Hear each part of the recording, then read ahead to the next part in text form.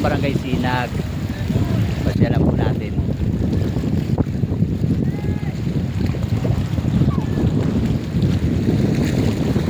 May nagpapa-shoutout po doon sa kabila. Ayan.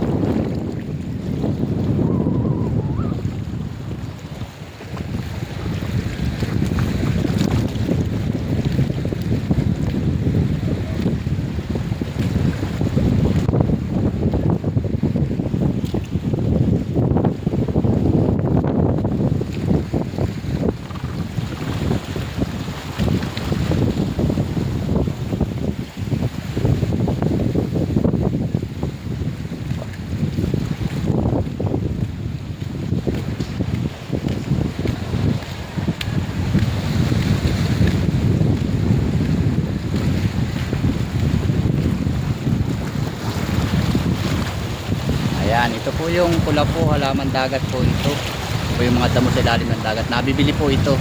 Ito po yung pangkaraniwang hanap buhay ng mga ilan sa mga may ng Barangay Sinag. Ayan. Pinakagawa po yung feeds.